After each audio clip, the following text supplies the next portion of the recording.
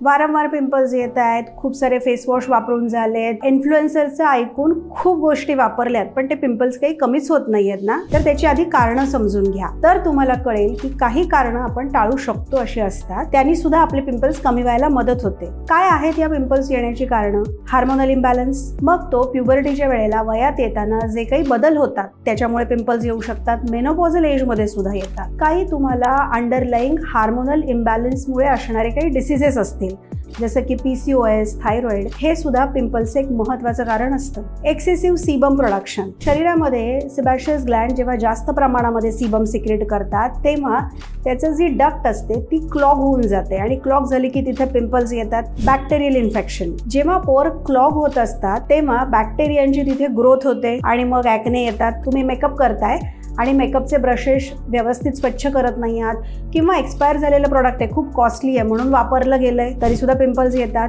Inflammation सुद्धा महत्त्वाचं कारण आहे, कारण इन्फ्लमेशन होऊन पिंपल्स येतात आणि मग तेव्हा तुम्हाला मेडिकल ट्रीटमेंटचीच गरज लागते. आणि खूप इग्नोर होणारी गोष्ट म्हणजे काय माहिती आहे, माझ्या मैत्रिणीला हे क्रीम लावल्याने तिचे पिंपल्स कमी झाले, मग मी पण तेच वापरते आणि मग फ्रस्ट्रेट व्हायला होतं, कॉन्फिडन्स कमी होऊन जातो की मी इतकं सगळं करते तरी माझे पिंपल्स कमी होत नाही. त्याचबरोबर काही छोट्या छोट्या गोष्टी आहेत लाईफस्टाईल मधल्या, त्या सुद्धा तुमच्या दोषांचं असंतुलन निर्माण करतात आणि त्याने पिंपल्स येऊ शकतात. तुम्हाला कॉन्स्टिपेशन होतंय किंवा पोट साफ झाल्याचं समाधानच मिळत नाहीये, अपचन होतंय, या सगळ्या गोष्टी जेव्हा असतात ना तेव्हा शरीरामध्ये आम म्हणजे टॉक्झिन्स तयार होत असतात.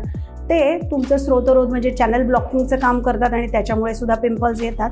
म्हणजेच पिंपल्स बरे करताना फक्त कॉस्मेटिकल्स वापरायचे किंवा काही घरगुती उपचार करायचे की डॉक्टरांकडे जायचं, याचा डिसिजन घेणं जास्त सोपं असतं जेव्हा तुम्हाला कारणं माहिती असतात आणि डॉक्टर तुमची प्रॉपर हिस्ट्री घेतात. आता पिंपल्सचे लोकेशन कुठे कुठे येतात तर फोरहेडवर जनरली येतात, ज्यांच्यामध्ये डॅन्ड्रफ असू शकतो त्यांना. जो टी झोन आहे तिथे येतात, कारण जर ऑइल प्रोडक्शन खूप जास्त होत असेल तर त्या एरियामध्ये येतात. किंवा मोबाईल सारखा वापरते, त्याची स्क्रीन प्रत्येक वेळेला स्वच्छ करत नाही आहात. आणि जॉलाईन आणि चिनला जे येतात ते मोस्ट ऑफ द टाइम्स हे हार्मोनल ॲक्ने असतात. त्याचबरोबर खांद्यावर, पाठीवर सुद्धा येऊ शकतात. प्युबर्टीच्या एजमध्ये जनरली या एरियामध्ये सुद्धा पिंपल्स खूप येत असतात. पिंपल्स हे 4 ग्रेडमध्ये येतात. ग्रेड 1 म्हणजे ब्लॅक हेड, व्हाईट हेड्स, जे पण बॉदरच करतात, आणि ग्रेड 4 म्हणजे अगदी गाठीयुक्त मोठे मोठे असे पिंपल्स येतात जे जर व्यवस्थित ट्रीट केले गेले नाहीत किंवा तुम्ही ट्रीटमेंट नाही घेतली, फोडलेत वगैरे, तर ज्याने ॲक्ने स्कारिंग सुद्धा होऊ शकतं. आयुर्वेदानुसार वात, पित्त आणि कफ यांच्यामुळे निर्माण होणारे जे पिंपल्स आहेत ते लक्षण स्वरूपामध्ये वेगवेगळे दिसतात. म्हणजे कधी आपण बघतो की छोटे छोटे येतात, लालसरपणा असतो, कधी पू पटकन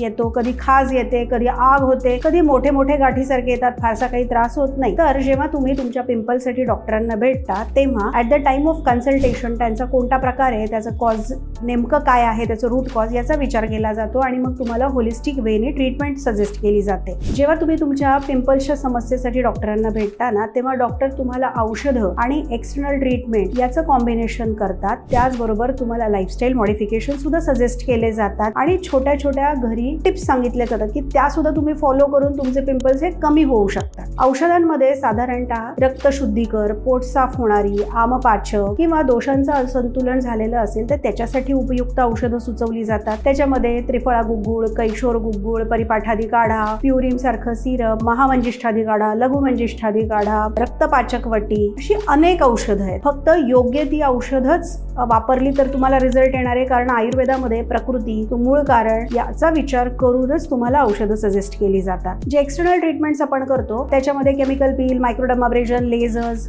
हे वापरले जातात. होम केअर काय करायची आहे तर तुमचं एक प्रॉपर स्किन केअर रुटीन असलं पाहिजे, ज्याच्यामध्ये क्लिन्झिंग, मॉइश्चरायझिंग आणि सनस्क्रीन आणि इफ नेसेसरी ॲक्टिव्ह जर डॉक्टरांनी तुम्हाला काही सजेस्ट केलं तर. फेस वॉश वापरताना तुम्ही salicylic acid containing face wash वापरा, कारण सॅलिसिलिक ॲसिड हे अँटीबॅक्टेरियल आणि कॅरोटोलायटिक असे दोन्ही ॲक्शन्स करतं. ज्यांना पिंपल्स येतात, ज्यांची स्किन खूप जास्त ऑइली आहे, अशा लोकांनी मॉइश्चरायझर वापरलं पाहिजे. आणि ऑफकोर्स सनस्क्रीन सुद्धा. घरी तुम्ही आठवड्यातून एकदा फेस पॅक वापरा की जो फेस पॅक तुम्हाला एक्सफोलिएशन प्रॉपर्टी देईल, अँटीबॅक्टेरियल प्रॉपर्टी देईल, जसं की लोध्र, वचा, धने, त्रिफळा, निंब अशी औषधं मिक्स करून त्याचा तुम्ही फेस पॅक एक साधारण 10-15 मिनिटांसाठी लावून ठेवा आणि नंतर पाण्याने स्वच्छ तोंड धुवून टाका. साध्या सोप्या छोट्या टिप्स. मैद्याचे पदार्थ खाऊ नका. रोज थोडासा व्यायाम करा. एक 20 ते 30 मिनिटांसाठी. तुमचे जे मेकअप ब्रशेस असतील ते रेग्युलर क्लीन करा. जे मेकअप प्रोडक्ट एक्सपायर किंवा नियर टू एक्सपायरी आहेत ते वापरूच नका. मोबाईलचं स्क्रीन गार्ड सुद्धा रेग्युलरली क्लीन करा किंवा हेडफोन्स वापरा. आणि सांगितल्याप्रमाणे प्रॉपर फेस वॉश, आठवड्यातून एकदा फेस मास्क, ह्या गोष्टी सुद्धा वापरा. लाईफस्टाईल सुधारा, पिंपल्सचं प्रमाण कमी होईल. आणि जर अगदीच काही असतील राहिलेले तर मात्र डॉक्टरांचा सल्ला नक्की घ्या.